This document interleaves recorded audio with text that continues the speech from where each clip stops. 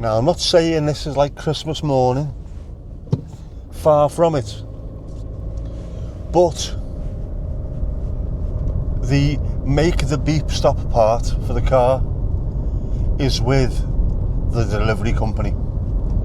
And again, there's no guarantee it will actually reach my house because it's with Every or Yodel or whichever one it is nowadays, which means we could end up, I don't know, in Southampton thrown over someone's fence, despite the fact that I'm in El Norte. But hopefully at some point either today or tomorrow that thing will be in my hand. No, not like that, no. It will be here, I can put it in place, I can screw it right in. Ooh, we're getting very Frankie Howard today, aren't we? And it will stop this bloody beeping.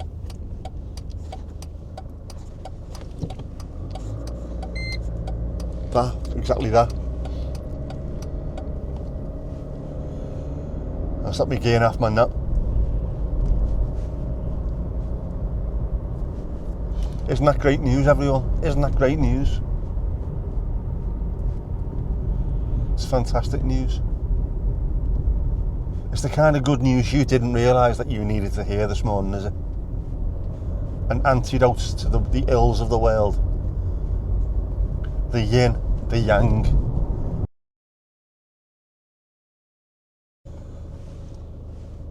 I thought I'd slightly expand as well on yesterday's music theme, because I was thinking about it earlier. I don't want to say new music's rubbish, but new music is rubbish. There, I said it. Just listening to bands, I mean, I keep saying the same things, but Taylor Swift and Ed Sheeran seem to be this thing, this behemoth, the thing that we're supposed to look at as being the pinnacle of music at the moment. Because that's what the streaming sites want. They want 13, 14-year-old girls to be streaming constantly the same kind of music. And then that music feeds an algorithm which sends you more of the same kind of music. And it just goes in this ever decreasing circle of a loop. And I know it sounds a bit like old man yells at cloud kind of thing, but I say that for a reason. I know every generation thinks their music is the best and their parents think, oh, this is rubbish. But at least in my case, when I was growing up, oh, this music's rubbish. Yeah, I know you might think it's rubbish, but I was listening to the Sex Pistols, the Smiths, the Stone Roses, and then a little bit latterly Radiohead and people like that. These were bands that are genuinely changing music. Taylor Swift and Ed Sheeran are not changing music. There's nothing revolutionary about it. There's not even anything evolutionary about it. It's just the same format over and over and over and over again, and it's all done specifically to feed an algorithm. We're going the same route with YouTube, to be honest. How many of those little Mr. Beast copyists do we have? Far too many.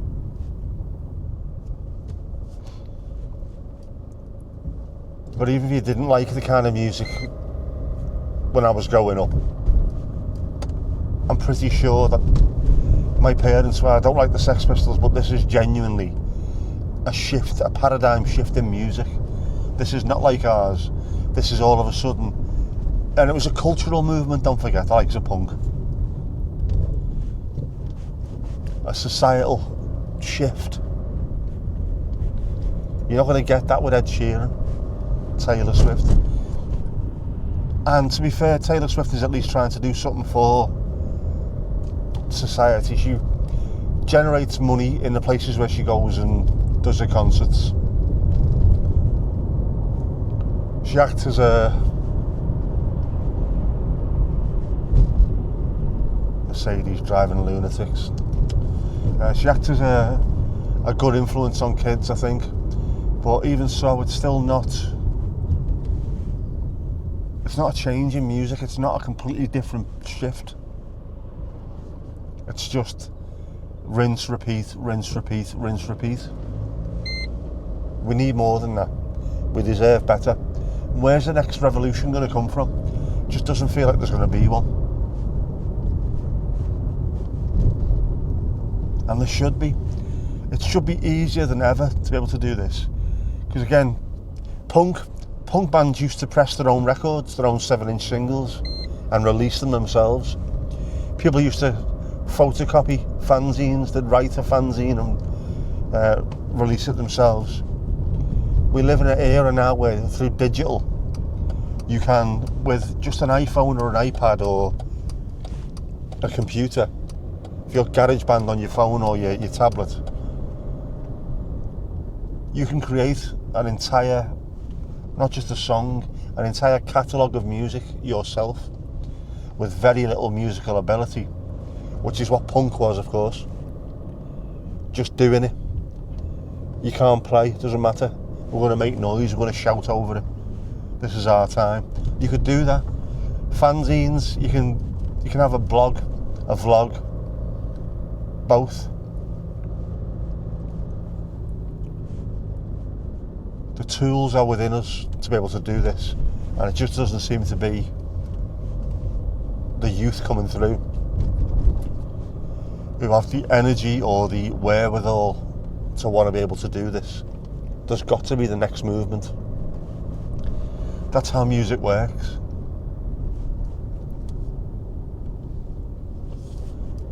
You had Elvis, that made everyone's parents drop their knitting and saying how disgraceful he was. The Beatles came after that. The Sex Pistols came later than that. The New Romantics came after them.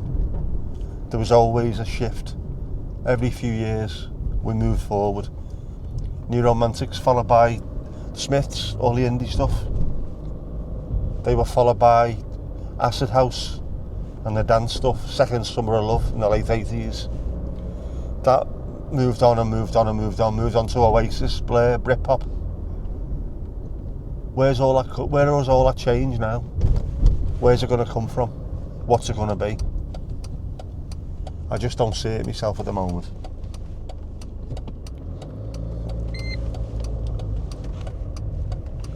And it's a shame because music is such a powerful source for not just revolution, but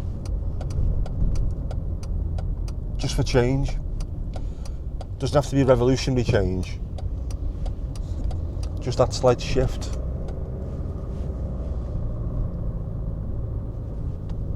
I don't see it, and I should see it.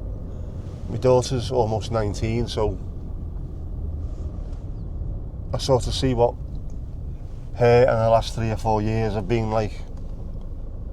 It just doesn't, I don't know, they just don't seem to have that je ne sais quoi about them, do they? Modern day kids. Have they had it driven out of them?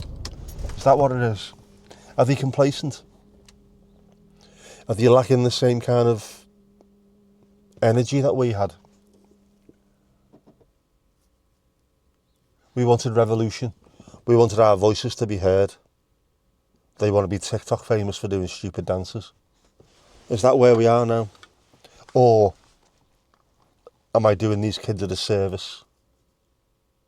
Will at some point every one of them just go, right, I'm getting rid of TikTok. I'm stopping me Instagram reels. I'm stopping doing my YouTube shorts. I'm doing long form content. I'm making my own music. We're fighting back against the man. Because the man, the establishment, governments, media around the world, they don't care about these kids either. They're just fodder. Fodder for consumerism. That's all it is. Little obedient streamers keep putting that song on repeat, and we'll keep feeding you the same rubbish. That's what they want. We can't allow that to happen. Don't force music on your kids, because that's the worst thing you can do. If you try and do that, they'll just fight back against you. My daughter was into One Direction and boy band music, and I said to her, at some point, your tastes will change. No, they won't. And then I bought her a guitar. And then from listening to One Direction and thinking they were the best band in the world, she was suddenly into the Arctic Monkeys and the Smiths and Oasis. I know they might not be to your tastes. The difference between them and boy bands, there's a lot more real about proper bands. Her attitude and her tastes changed. And if she can do it, I'm telling you now, your kids can do it as well. Give them access to your record collection.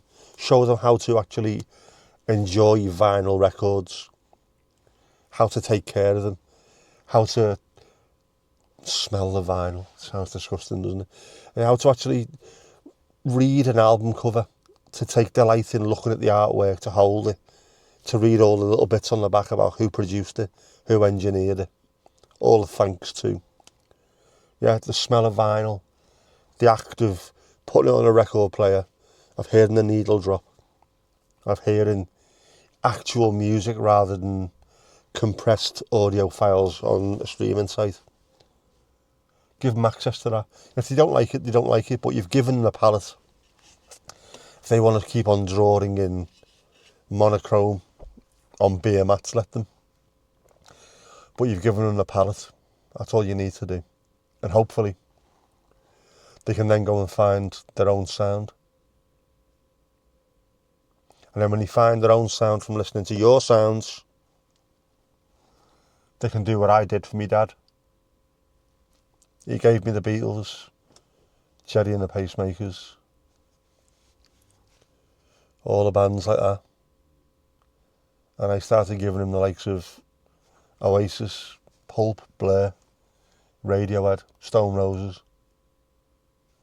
So you send it back. It's a constant loop between you and your kids. What's that you're listening to in the car? Such and such. Oh, can you download that onto my phone for me? I'll listen to that when I'm running. It's the way it's supposed to work. You influence your kids. They find their sound. They send it back to you. And you continue to evolve together. But you've got to give them the palette in the first place. Let them have access to your record player. That's all I'm saying. And teach them. Teach them to look after that vinyl with reverence. There's not many things which are better than the gift of music. Books as well, maybe. Give them access to your library. And by library, I don't mean you have to have walls stacked with books, but you know, wherever your little collection is, if it's in a box under your bed, let them read. We need to nourish these kids' souls. We genuinely do. It's part of our job, not just as parents, as uncles, aunties, older brothers, older sisters. That little generation above, just, we've got to look after them. That's how we've evolved as a species and as a community. Keep doing it, man. Oh, right. Seagulls. It means my car is going to end up absolutely covered in shite. That's what you like to see, isn't it, on a Thursday morning? Let's go do this thing.